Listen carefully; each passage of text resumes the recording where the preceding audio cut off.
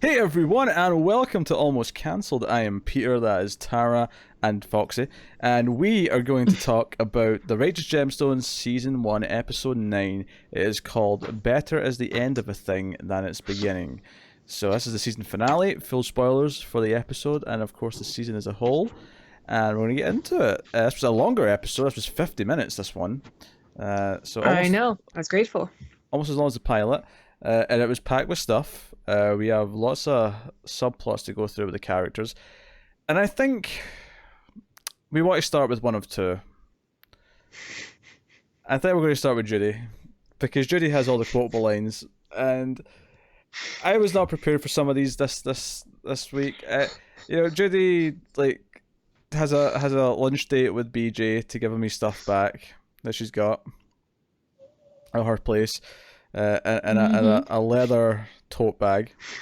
She wants to tell him about her past because, in her own words, I know I said I'd sucked 1,000 cocks, but I was lying because I wanted you to think I was cool. She tells a story of her Instead, she's only had one boyfriend before him. That's what we find out. Well, hold. Let's use some quotation marks here for boyfriend.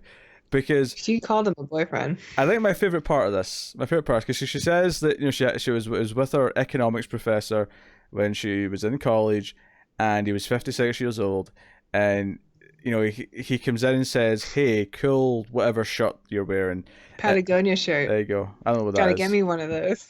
Yeah, it's like, but I knew what he meant. I know what that means.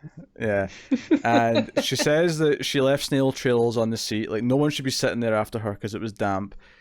And she went into his office at the end of class, locked the door behind her, covered his mouth with one hand, and then jacked him off with the other. And okay, up until this point, I'm thinking, okay, I'm loving the comedy of like the way she phrases everything. It's great. But then she says, and he was resisting, and I'm like, wait a minute, Judy. This sounds like you assaulted an old man. What? Right, and then it's like, yeah, he's so much better. He shot a lot, right? And then he started crying and weeping about his son's birthday and how great his wife was. And I'm like, Judy, you. Judy's a psychopath. And then she says he got a restraining order on me, and because she took his son and took him to the beach and then told his son about the night that she jacked off his dad. Well, I think here's the funny thing is, Tara. And she said for a third grader, he took it really well. For a third grader, yeah. What you're forgetting though is that the restraining order actually came before that part. The restraining order was it was after. No. The restraining order came first, and then she bought him a car. So that he'd know that she loved him. That's right. And then a Land Rover. Yeah, and then she kidnapped his son, who's a third grader, which is what, about 8 years old. Yeah, that's all right. And told him about jacking up his dad.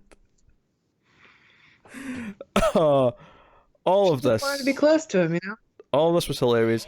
And then BJ just tries to sort of take the high ground, but he comes crawling back later. I've got a lot to think about. Yeah. But he comes back later. I love that the entire time she's telling the story, there's like this sad piano music in the background, like it's something like a confessional on Oprah. Oh yeah. And then she's the victim here. He shows up dressed as what's his face? From Say Anything. Oh yeah. What is his face? Oh my god! And he's got a sister who's also in movies. Who's in and Out. John. And the Toy Story films. It's John and Joan, but what's the last name? God damn it! Starts with the C. I don't think so. Crawdad, Crawford. What? Colin. Oh my god! Hold on. Everyone at home is screaming at their podcast. Cusack! Oh my god, that took far too long. John and Joan Cusack. Yeah, I have my method. He's dressed like John Cusack. Although, as she says it, why are you dressed like a child predator or something like that? She says, um, but there's a whole funny scene where he sneaks in because the security won't let him in, and he's in like it looked like a theme park. That's the part he was running around in. It looked like a They theme have their own park. amusement park, yeah. Yeah. Um, It's like Neverland Ranch. okay, that's a dark twist on it. But he gets It taken out funny. by security, and Judy comes in to see him, and she says, "What? You try to come in here to try and make me fall in love with you again? That's not cool, BJ." And then he says, "Look, I'm a fully grown man now. I don't take shit. I don't do this, and I don't beat around the bush." And then she just goes into autopilot and says, "How about you beat around this bush with that uncircumcised penis?" It's true. I love it. I love that she has a quick response right away, and she forgets for a second that she is supposed to be mad at him. Joe's so funny about that moment is that as soon as he said beat around the bush, I knew she was going to make a joke. Like I knew where the joke was going. I She knew it has was. to. We know her so well. Yeah. It gets better though, because she then, like, probably the greatest line of dialogue in this whole show, and that is saying something, comes up in about a minute, where he's basically saying, no, I want to, I love you, I want this kind of thing, and it keeps cutting to the security guard who's just at the computer typing away, and he's kind of just like looking around over his shoulder every so often, just being very kind of like weirded out and disgusted by what's going on. But eventually he comes in closer, and Judy says, "I'm so wet right now. My pajama pants are so wet right now, and it's not from pee." And then he responds with, they better not be, Judy Gemstone. You better save that piss for my chest." I freaking lost it. Who That would have line. thought that the best line in the whole season would have come from BJ? I know, and because it cuts to the security guard at that moment exactly, and he just looks like, what the. Like he's just. It's been cutting to him like throughout this I conversation where know. he's just like, this is messed up. Yeah, but this is where it just hits the tipping point. So then they kiss, and it's all sloppy and whatever, and there we go. That's that plot more or less dealt with. That said, though, Judy still has one great line that I love later on. No, she has two great lines.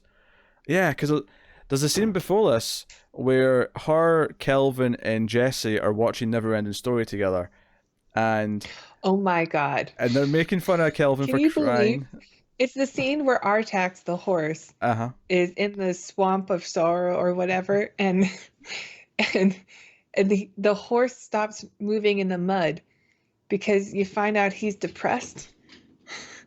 And so the horse is just letting himself sink to death because he's sad. And you're like, oh, it's a depressed horse. And Atreus is like, or Atreus is pulling onto him and trying to get him to come out of the mud and not die, not let himself commit suicide to a depressed horse. And like it's the most universally emotional scene in movie history, and everybody's laughing at it. What's up, Kelvin? Who are these monsters? Kelvin starts crying though because they're kind of start making fun of him for it. But and for the record, because you should be crying because it's like the saddest thing in movie history. It's a horse that's depressed and lets itself die. and for the record, I want everyone this because everyone knows I hate fantasy. I actually really like the Neverending Story. It's like an exception to my rule. Yeah, it's a classic. Damn it, it's great. I agree. Never-ending story. La la la la la la la la. What? There's boobs? Yeah, those things with the glowy eyes, those like sphinx looking.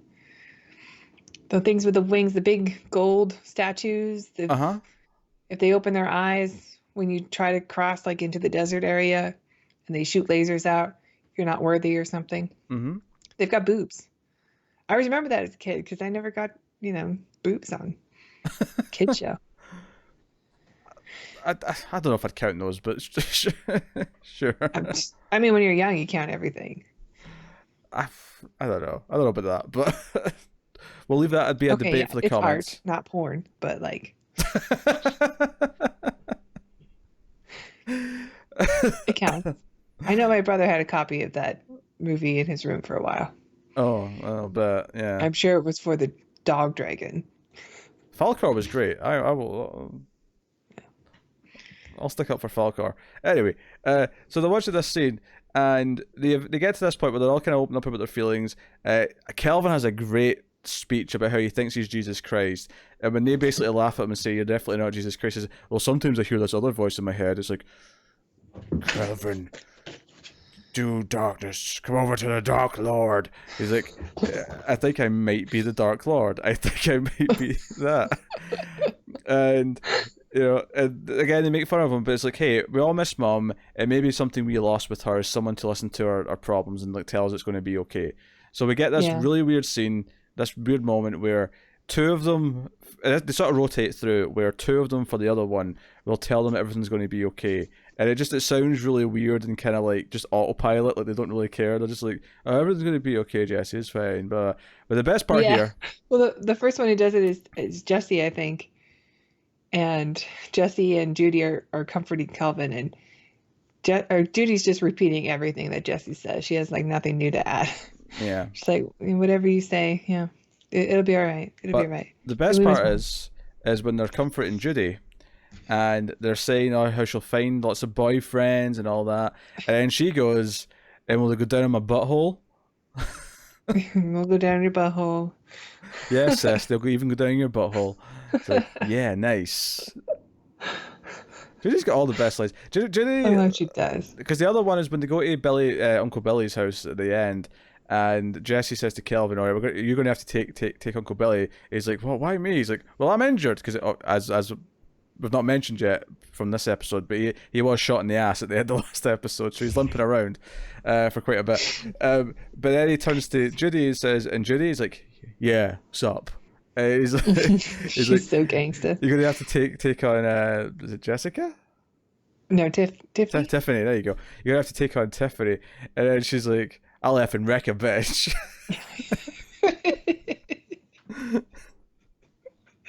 Oh yeah. Oh, Judy's the best. I mean, it's hard not to like Keith because Keith's like a golden retriever, but Judy just has all the best lines. Judy does. She really does. Yeah, and Keith, we'll go over to Keith and Kelvin because we mentioned Kelvin's crisis where he thinks he may be the Dark Lord. He actually shows up to the youth group the next day dressed as like a glam goth rocker. I'm not entirely sure what you call that look, that outfit. I don't know. Gothic pirate. He's got eyeliner on. It's the whole thing. He's got like the middle of his hair sort of slicked down his forehead. It's his bohawk is now like a spike. And he introduces the kids to this new, guy who's going to run the place. And it's the teenage girl that he helped back in like episode 4 or 5, who sort of says, "Hey, what are you doing? Look, this is not you." And is this because of Keith? And he's like, "What about Keith? You not seen his gram or his Insta?" It's like his Instagram. It's not a long word. You don't have to shorten it. And it's like photos of Keith just like in like back with the Satanist. But he's wearing like baby clothes or something like that. Like it looks like terrified. He's like, "No, Keith," and he runs off.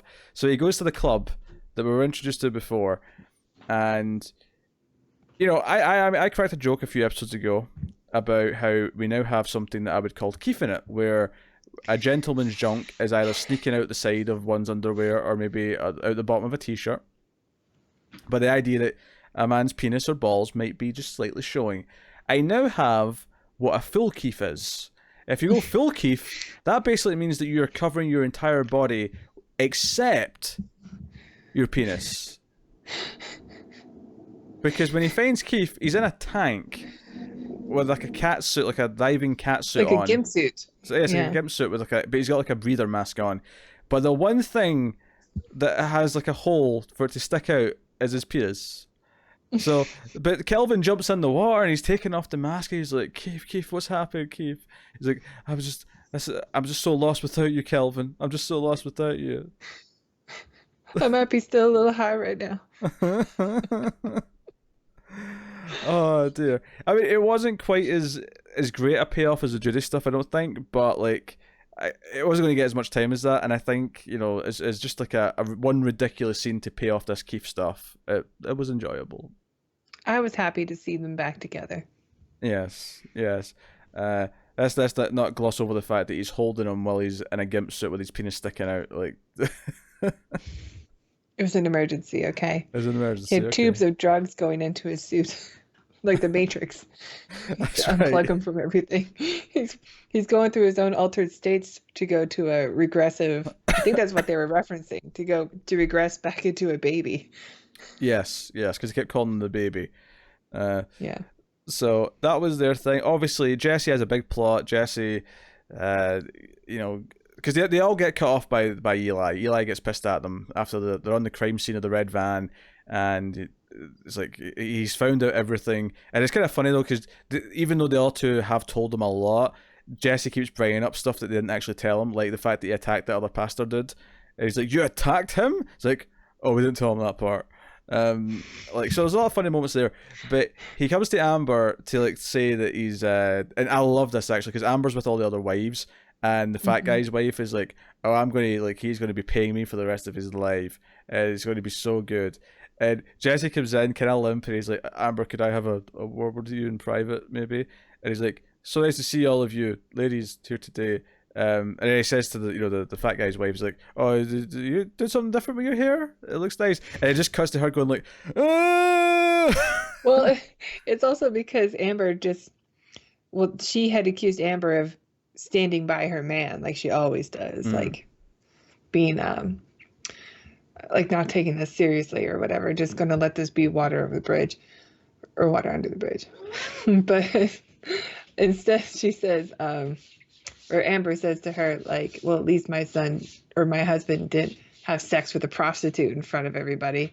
And that's when she breaks down like that and she yeah, can't stop crying. yeah. Actually, one of our favorite lines, we didn't mention the opening scene actually, which will be relevant later, but we get a flashback to Amy Lee dying in hospital, and the three kids and Eli like say a prayer over her, and a bee starts like buzzing around, and they have to like they start trying to hit it away, and it gets more chaotic, and like one of them gets wrapped in the curtain, and another one's like smashing one of the medical devices. And my favorite part of all this is at one point in the middle of all of it, it just cuts to Kelvin going, "Stupid bee." Yeah, this scene was really ridiculous. In fact, it kind of threw me off. Like, is this just like pure slapstick now? Like, is this a different type of humor that Mm, we're going for? It almost felt out of place, but the payoff for it was good yeah, yeah, we later get on. It made get to that sense. in a little I bit. like that everybody, like the nurses and doctors and stuff, are like coming in. They just think they're just so upset that they're breaking everything. They don't know there's a bee there. And Kelvin yells out, "Stupid bee!" So, Amber um, doesn't care that he's been fired, and by Eli from the church, and just insists that he go to Haiti because that's where Gideon is. Gideon's doing like Missionary. missionary stuff. Yeah, he's getting fresh water in Haiti, helping put in pipes and whatnot, and like Jesse's response is like, yeah, but what about the AIDS? Like he's worried about AIDS as his first thought. Um, and she's adamant, and obviously it's after he's talking to the other guys watching Neverending Story that he makes the choice that he's going to go, and he's like, "Give me all the shots, like give me like a like a crash course in all the shots you need for Haiti." So he's getting injected. Because I thought they were going to tell him that he couldn't use the plane because he's been fired. I thought they might go down that route, but that never happened. Uh, Mm-mm. Jesse's best Maybe line the at the, word hasn't spread around yet that he's been fired. yeah, maybe. Jesse's best line yet though, or sorry, Jesse's best line in the episode though is probably when like he gets to Haiti and Gideon like is finished his work for the day and he's walking down the street and he sees him, and he shouts, "Hey Gideon, it's me, your father. I'm not a local." I thought that was Like pretty Gideon funny. would be able to tell. Yeah. But Gideon doesn't want to go back. Gideon's like, no, you're doing this to get yourself out of bother, not because like this is the right thing. Like, no, I have to do this to redeem myself. So no, I'm not going to come back just because it'll make things better with Mum for you. She's going to have to understand that I need to be here for me. So he comes back, and Amber's like, "Get out of the house." Like that's Yep. basically it. Doesn't even give him a ride home. Nope, nope. And it's at this point, of course, where they're back at the crime scene, of the three siblings, and they find the little, the rocker Jesus from the dashboard, and they realize that it's baby Billy who's been here. So they go to Eli, and Eli's like, oh, maybe I doubted you guys too much. And he's like, yeah, that's all behind us now, Father. I have been redeemed because I cracked the case and we can move on. And then they'll start bickering about who's more redeemed because Judy said it was Baby Billy's thing. Kelvin found it in the first place, so they're all arguing over who's redeemed more, who's actually cracked the case, and so on. There's actually a really long gag here where Eli smashes the Jesus, and they're like, "Oh, Dad!" And he's like, "Wait, what?" It's like, "That was Jesus," Ooh. and he's like, "No, it was a karate person." Nuh-uh. Yeah, so we get like a You just smashed Jesus. we get a montage of them like gluing it back together. It's a really long gag for was a silly little joke. It's, them coming back together as a family, as a team for Christ. Sure. Oh, sure. It's a metaphor. Yeah, but he's all misshapen though, right? Like they're driving to Baby Billy's and like this thing's all mangled and like the hand's up in the air and the other one's down and Doesn't have to be perfect. Point is, they did it together. yeah. So they go to Baby Billy and he tries to run because we have the scene where Jesse's like giving out the orders. Baby Billy tries to run and they run after him. Well, we see Tiffany first. She answers the door and her teeth are all fixed. That's right. And she says that Baby Billy died. Yes, but they immediately notice him trying to escape around the back, and he makes a run for it. And a storm comes rolling in, so it's pissing a rain as they're having this confrontation. And Billy's like, "No, it's my money. Like you stole that by getting it off my sister, and all your money is because you used my sister, so it belongs to me." And he's not willing to go in lightly, even though Jesse's pulled out his knife. Tries to do the little switch thing where he sort of flips it around, this little butterfly knife. Yeah, he's real bad at it. Very amusing. But Baby Billy gets struck by lightning. That's where this goes. Saw that coming. Yeah, I saw it coming. It was pretty obvious that's where it was going. It looked pretty good though, I have to say. The visual of it actually looked quite nice. Did. I was impressed. So they take him in, and it kind of mirrors the opening scene where they pray for him so that he'll come back. And like a bee shows up, and it lands on his head, and Tiffany's going to go swat it, and Eli's like, no, leave it be. No pun intended. Because like it's Amy Lee maybe and the bee or something. I don't know. That's what people are getting from it. He wakes up though, and he's like, I saw Amy Lee. I saw Amy Lee. And he says it like 50 times, and eventually, like, we're not doubting you. No one said you didn't. Like, okay, we get it. You saw Amy Lee. All right, yes, you saw her. You saw Mom. Yeah. Yeah. And then he also says that she told me to tell you that she loves you, and I don't know, like something about forgiveness. And John Goodman starts crying. Eli, he starts crying in this scene. He's a real breakdown. So, because, he still really believes in everything and believes in the way that they used to be back when Amy Lee was around, what their mission used to be rather than what they've become. Greedy. Yeah. No, that stops him because when we get this montage at the end with Eli, giving his sermon, we sort of see like a sort of ending montage of where everyone ends up. And Baby Billy is out on tour talking about his near-death experience and selling crayon drawings of what he saw in the afterlife to people. Yeah. 59.99. People will buy that garbage. Yes, they will, sadly. And so he's making money that way. And we see that BJ and Judy are together, right? Did we see them at the end? Well, we should do. I don't know. We see Keith is back. Keith is back with everyone now. At the sermon. Yeah, maybe because Keith's definitely back because he's like there up in the rafters again. Nodding along with everything. We also see that Eli gives that the pastor. He gives him Billy's job from that new church. Dermot Mulrooney. Yeah. So he's going to be a part of season 2, perhaps. I just hope that Billy comes back. I hope Billy's still a big part of season 2. It'd be a shame to lose Walton Goggins. I know. I love Walton Goggins. Yeah. And obviously the episode ends with Jesse going to meet Gideon, not to bring him back, but to work alongside him. And the episode ends with them shoveling side by side in unison. And it's a sweet moment. I think he's learned a little humility after all. Ah, no, we'll see. I feel like in season 2 he's going to be like, I went to Haiti and I gave all those poor people clean water. Like he's going to rub it in. He's going to never stop bringing it up. Just you Or watch. he'll have only lasted like 24 hours. It would surprise me if season 2 starts where this scene ends and we see that he gets tired within like 10 seconds. He's like, okay, that's enough for today. Let's go back to that bar where the beer was. Yeah. Yeah, I could see that. I could see that. Yeah, there was a lot in this episode. There was a lot of because everyone kind of had to have their sort of final subplot to kind of wrap up their journey for the Yeah. season. I was expecting a cliffhanger and didn't get it, and that's okay. I know it's coming back. No, I'm glad I got renewed already. I'm glad that we don't have to worry about it. But no, it was so delightful. I mean, I think obviously some episodes have been funnier than others because there was definitely some where we thought, oh, this was more of a drama episode, but then there was other ones where, oh, this is a hilarious episode. Yeah, but there wasn't a dud in the bunch. You know, they were all great. Yeah. Even the drama ones were particularly like emotional. Yeah, but what I was going to say is I think this episode did a good job of actually having all of it. Like this episode did. Yeah. It had some of the best lines. Like some of the in terms of like funny lines, it had some of the best ones of the season. Like a lightning bolt into my slit. That was another line she had when she was talking about her professor. That freaking story. It's also foreshadowing Judy's because a psychopath.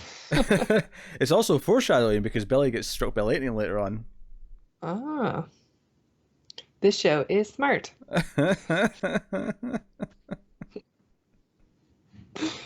So you've gotten over your Daddy McBride bias? I think I have. I'm still mad at him and David Gordon Green for Halloween from last year, but I can separate that and enjoy this for its own thing. Okay. I'm glad. But that's where I'm at, yes. And also, Walton Goggins is great, and Judy and Keith are fantastic, and I'm so glad they're in my life now. So, these are good things. These are all good things. I need to memorize every single line that Judy has. Oh, dear. Let's come in the back room and we'll rub backs and dicks. That was one. Even when she's a child, she nails the lines. That twitches my bird. She talking about her private parts. Yeah, I'm talking about my private parts. That was the drama episode. It was, that's true. She had the one really funny line in that episode, yeah. Oh, dear. Oh, dear. I have big girl panties with the string up your crack. I have tits. I do sex. What a treasure. Judy's fantastic. Judy's so funny. Yeah, this show was really good. I'm really, really glad that we watched it. And I don't know if we needed to do reviews for every episode, but I hope people enjoyed them. It's a little unusual for Mount Fuzz to do a comedy. Yeah, it's a comedy with more. It's got more plot than most comedies have, though. Like I feel like one of the problems with sitcoms tends to be that it is just the jokes, whereas this actually has.